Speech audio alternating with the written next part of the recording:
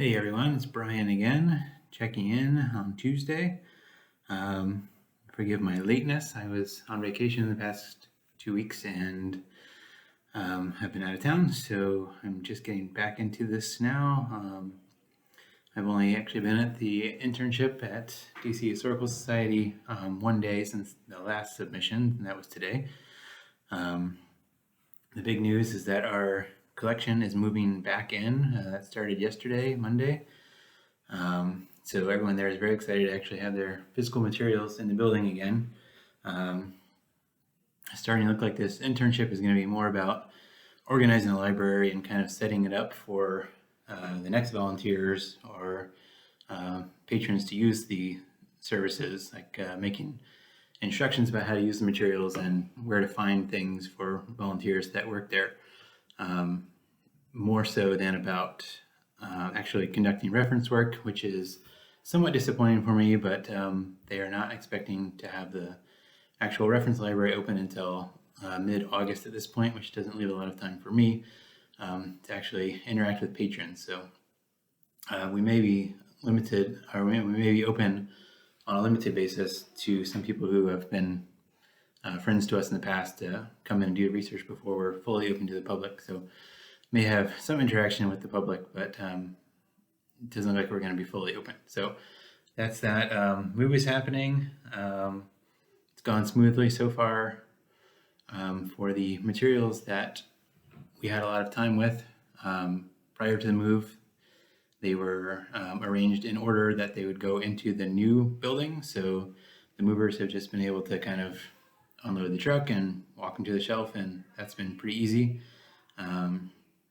A couple of hiccups with the building having access panels where we thought we had shelving units. So we've had to move some things around because of that. Not a big deal.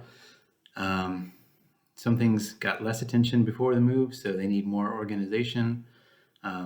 Today I was working with oversized books that will be part of the reference library that were kind of just thrown onto carts and moved to the museum, which is where materials were held temporarily.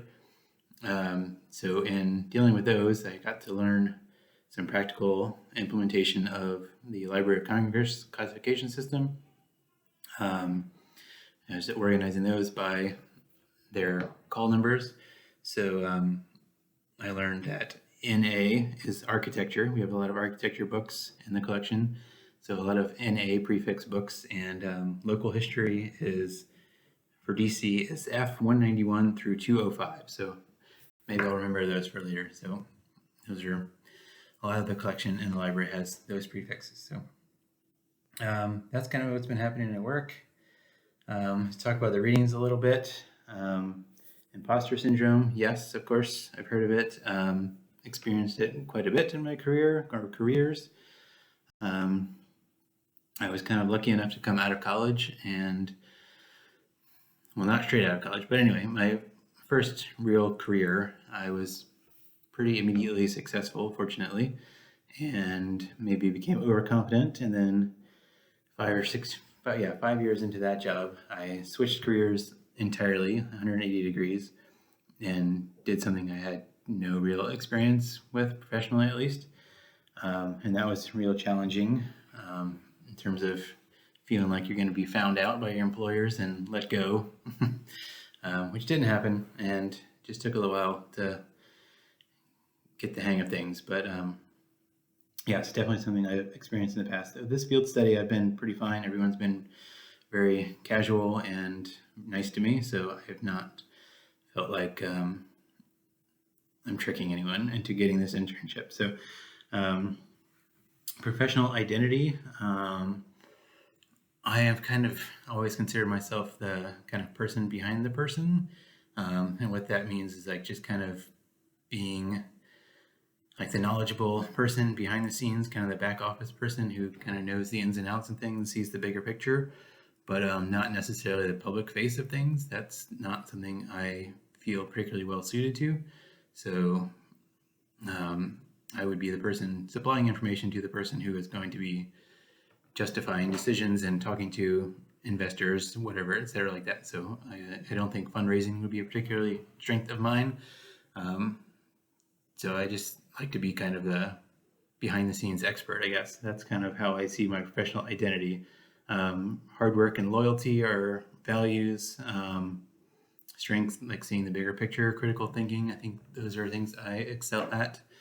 The question of being supported in the workforce. For me, that's just positive reinforcement. It's very easy to just take someone for granted, and if they do their job, you just let them go home at the end of the day. But by actually saying, hey, thanks for doing that today, that was really helpful, good job, have a nice night, that kind of thing really goes a long way, and I don't think it's practiced enough in the workforce. So that's one that makes me feel supported.